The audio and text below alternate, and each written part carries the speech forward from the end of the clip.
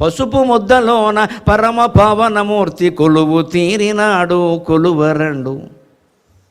ఏ వ్రతం, సత్యనారాయణ వ్రతం చేసినా, గృహప్రవేశం చేసినా, వ్యక్తిగత కార్యక్రమం కానీ, సామూహిక కార్యక్రమం కానీ ఏది చేసినా ముందు గణపతి పూజ చేయాల్సి. శ్రీ మహాగణాధిపతి ఏ నమః అనకుండా ఏ పురోహితుడు నోరు విప్పే అవకాశం లేదు. ఆ గణపతికి మనకి ఎంత సూక్ష్మమైన పద్ధతిలో రూపం తయారవుతుంది. పసుపు ముద్దలోన పరమ పావనమూర్తి కొలువు తీరినాడు కొలువరండు. అర్ఘ్యపాద్యములకు ఆలస్యమైనచో ఊరుకొనడు వేరు కోరుకొనడు. గణపతి తత్వాన్ని గురించి ఆలోచిస్తూ చవితినాడు గణపతి పూజ చేస్తుంటే నాకు అనిపించింది ఈ మాట. ఏమి దేవుడు, ఏమి దేవుడు, చేతులు లొంగిపోయాడు. 3 వేళ్ళు, 4వ వేలు కూడా అక్కర్లేదు, 3 వేళ్ళు ఇలా కలిపి ఊరికి ఇంత ముద్ద చేస్తే ఇక్కడ కూర్చుంటున్నాడు వచ్చి. ఇంతకంటే గొప్ప మతం ప్రపంచంలో ఉంటుందా అండి? ఇంత గొప్ప గొప్ప ఆరాధన విధానం ఉంటుందా ఎక్కడైనా? That is Hinduism. హిందూయిజం అంటే అది. అనంతమైన భగవంతుడిని ఆకు మీదకి తీసుకురాగలిగిన శక్తి ఒక్క భారతీయుడికి మాత్రమే, ఒక్క హిందువుకు మాత్రమే ఉందండి. అనంతమైన శక్తిని ఆకు మీదకి పిలుస్తాం, రావాల్సిందే. నువ్వు భక్తితో పిలవమంటున్నాడు, మంత్రంతో కూడా చెప్పండి. మంత్రంతో బ్రాహ్మణులు పిలుస్తారు, వాళ్ళ ఉపాసనలు, వాళ్ళ నియమాలు వేరు, నమస్కారం వాళ్ళ పద్ధతులు వేరు. మన అందరికీ ఆ శక్తి లేదు కదండి. మనం భక్తితో పిలుస్తాం. స్వామి నిన్ను చూడందే నేను ఉండలేనయ్య అంటే ఆ తమలపాకు మీదకి పసుపొత్తు రూపంలో వచ్చి కూర్చుంటాడు. ఆయన కోరుకున్నది ఏమిటో తెలుసా? వచ్చాను మరి ఏమి లేదా అంటాడు, అంతే. అదే అర్ఘ్యం పాద్యం. పాదయో పాద్యం సమర్పయామి, హస్తయో అర్ఘ్యం సమర్పయామి, ఒకే ఆచమనీయం సమర్పయామి. ఇవి వెనక ఖర్చా? ఇప్పుడు నేను రాగానే నాకే ఇస్తున్నారే, కాడు కొడుకుంది, ఇళ్ళు చేతులు కొడుకుంది, మరి దేవుడికి ఇవ్వలేరా? కాడు కొడుకుందుకు నీళ్ళి, చేతులు కొడుకుందుకు నీళ్ళి, కాస్త తాగడానికి మంచినీళ్ళి, అదే ఆచమనం. ఆచమనం పూజల్లో చేస్తామండి. ఇంటికి ఎవరైనా వస్తే మంచినీళ్ళు ఏమంటే ఆచమనం చేయమని అనం కదా, చచ్చూరుకుంటాడు. ప్రయాణం చేసి వచ్చాడు, ఆచమనం అంటే అలాగ ఒక గ్లాస్ ఇవ్వాలి. అక్కడ ఆ కొద్దిగా నీళ్ళు ఆచమనం చేయండి అని 3 సార్లు చేయగానే లాగేసుకుంటే అది ఆచమనం కాదు, అది ఆస్వాదనం. కానీ ఇక్కడ ఆచమనం దేనికి? ఇక్కడ గ్లాసు నీళ్ళు పెట్టామనుకో, ఆ పసుపు మూత మీద పోసేస్తాను, ఓ మొదట కరిగిపోయింది అది. అందుకని అక్కడ అంతే ఉంటుంది. దానికి సూక్ష్మరూపం ఇది. పూజ అనేది మన జీవితం మొత్తానికి సూక్ష్మరూపం. జీవితం స్థూల రూపం, పూజ సూక్ష్మరూపం. మన ఇంటికి వస్తే అతిథులకు ఏమి ఇస్తామో అవే 16 ఉపచారాలు మీరు గమనించండి. పాదయోహ పాద్యం సమర్పయామి, కాడు కొడుకుందుకు నీళ్ళు ఇవ్వమా? హస్తయోహ అర్ఘ్యం సమర్పయామి. కరోనా కారణంగా ముందు శానిటైజర్ వేయట్లా, అదే అర్ఘ్యం ఈ రోజుల్లో. శానిటరీ అర్ఘ్యం సమర్పయామి. అది లేకుండా ఉండి రానివ్వట్లే. ఇప్పుడు అర్థమైంది. పూర్వం నుంచి ముందుగా ఈ జాతికి వచ్చిన వాడిని కాళ్ళు కొడుక్కోని కూడా నీళ్ళు ఇవ్వండి, చేతులు కొడుక్కోమని రాని. ఎందుకంటే వాడు బయట అంతా తిరిగి వచ్చాడు. ఎవరెవరిని ముట్టుకున్నాడో, ఏమేమి తొక్కాడో మనకి తెలియదు. రాగానే ఎవరిని ముట్టుకున్నావు, ఏం తొక్కావంటే బాగుండదు. ఈ వివరాలు మనకెందుకు చెప్పడెవడవు. అందుకని కాళ్ళ మీద నీళ్లు పోసి, చేతుల మీద నీళ్లు పోసి గొడవ వదిలిపోయింది. అది ఇవాళ కరోనా వల్ల మనకు అర్థమైంది, లేకపోతే అర్థం కాలేదుగా. మనకు ఉన్న ఆచారమే కదండి, కొత్తదేం కాదు. అంటే ఆయన కూడా తమలపాకు మీద వచ్చి కూర్చోగానే ఏమంటాడంటే అర్ఘ్యం భాజ్యం అంటాడు, అంతే. కాళ్ళు కొడుకుందుకు నీళ్ళు ఇంత చేసి అయిపోయిందా, అమ్మయ్య పాద్యం ఇచ్చావు, అర్ఘ్యం ఇచ్చావు, ఇంకేం అక్కర్లేదా అంటాడు. అది గణపతి. ఇంత సులభంగా ఏ దేవుడు ఉండడు. అర్ఘ్యపాద్యములకు ఆలస్యమైనచో ఊరుకొనడు వేరు కోరుకొనడు. ఇక మిగిలినవన్నీ నువ్వు కొబ్బరికాయలు కొట్టావా, బెల్లం ముక్క పెట్టి నీవు ఒబిగిపెట్టి చేయవా, ఎవరికి కావాలవని అంటాడు. 21 పత్రాలతో మనకి పూజ చేయాలంటారు. ఎందుకు? ప్రతి ఆచారం వెనకాల, ఇందాక ఆచమనం వెనకాల మన జీవితం భద్రంగా ఉండాలనుకున్న విశేషం ఉన్నట్టే 21 పత్రాల వెనకాల ఈ పర్యావరణ స్పృహ మొత్తం ఉందండి. 21 పత్రముల ఈశ్వరపుత్రుని పూజ చేయుటన్ సాగర ఘోష మహాకావ్యంలో గణపతి పూజ సందర్భాన్ని వర్ణిస్తూ ఈ పత్ర పూజ గురించి రాసిన పద్యం ఇది. నేను 21 పత్రముల ఈశ్వరపుత్రుని పూజ చేయుటన్ పరమ రహస్యము ఈ ప్రకృతి భావన భావనయే కదా. పరమ రహస్యము ఈ ప్రకృతి భావన భావనయే కదా. విషజ్వరములు వింత వ్యాధుల నివారణకీయవి కల్పవృక్షములు. విషజ్వరములు వింత వ్యాధుల నివారణకీయవి కల్పవృక్షములు. ఇరుగు పొరుంగునన్ కల్పవృక్షములైనను కనరవుగా.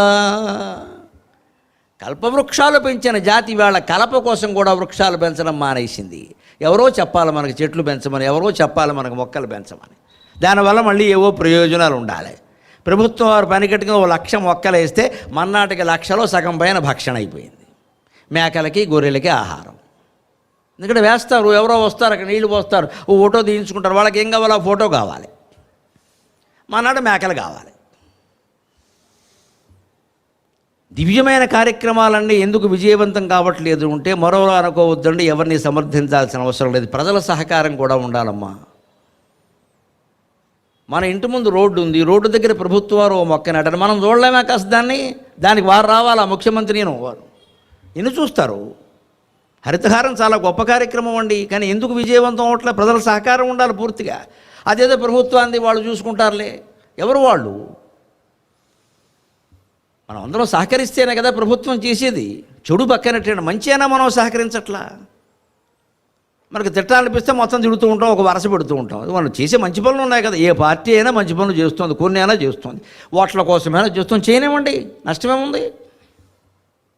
వాటినైనా మనం గౌరవించాలి కదా.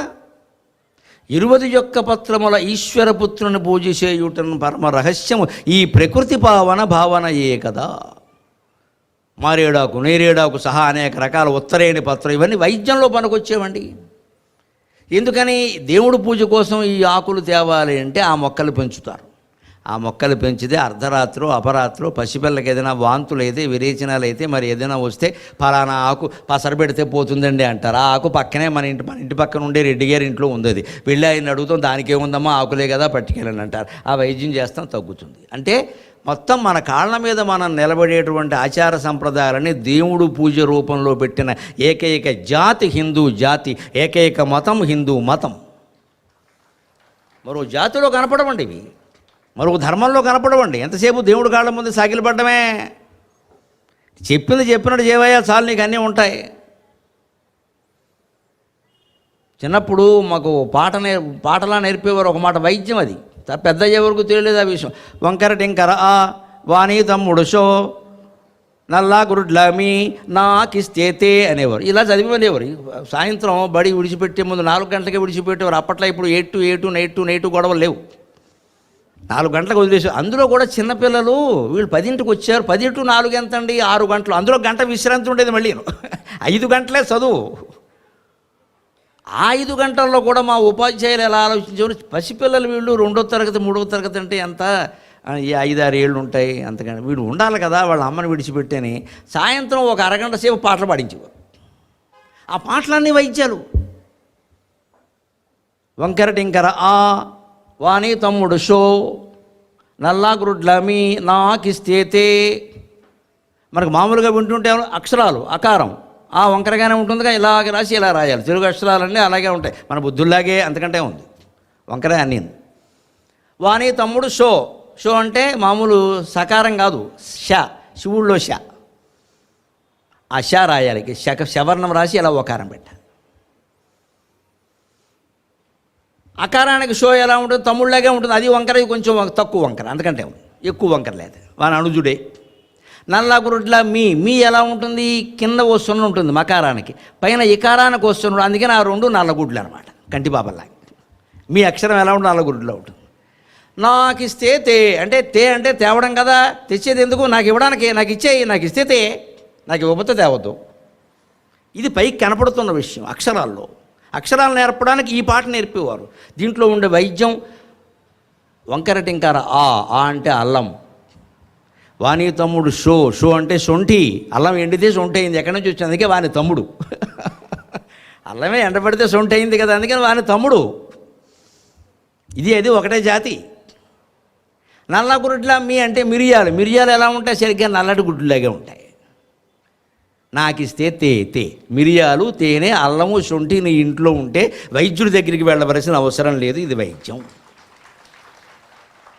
1వ తరగతిలో మాకు చెప్పారండి. తెలుగు మాధ్యమాన్ని కోల్పోయి ఎంత నష్టపోయామో ఆలోచించండి.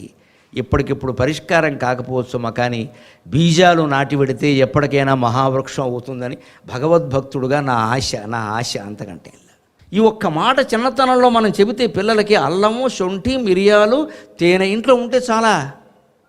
ఎలా ఇంట్లో ఉంటే డబ్బాలో ఉండడం కాదుగా, వాడాలిగా, దాని అర్థం అది. ఇంట్లో ఉంటే నేను అందుకే కేజీకి పెట్టి అక్కడ పెట్టి దేవుడికి నైవేద్యం పెట్టి అయిపోయింది. ఇదే దిక్కుమాలిన ఆలోచన. అంటే కేజీ ఎందుకు దేవుడికి నైవేద్యం ఎందుకమ్మా? మిరియాలు, తేనెను మనం తినాలి. రోజు పొద్దున్న సమయంలో ఇంత నిమ్మరసంలో తేనె ఒక చెంచా తేనె వేసి నిమ్మరసం సేవిస్తే జీవితంలో వైద్యానికి వెళ్ళవలసిన అవసరం, రొంప రాదు, దగ్గు రాదు, జ్వరం రాదు. నిమ్మరసం తేనె అంత గొప్పవి. మరి చెయ్యాలని తేనె ఇంటూ ఉండాలి కదా, అప్పటికప్పుడు పోతావా? దగ్గు వచ్చింది, మిరియాలు వేసుకో.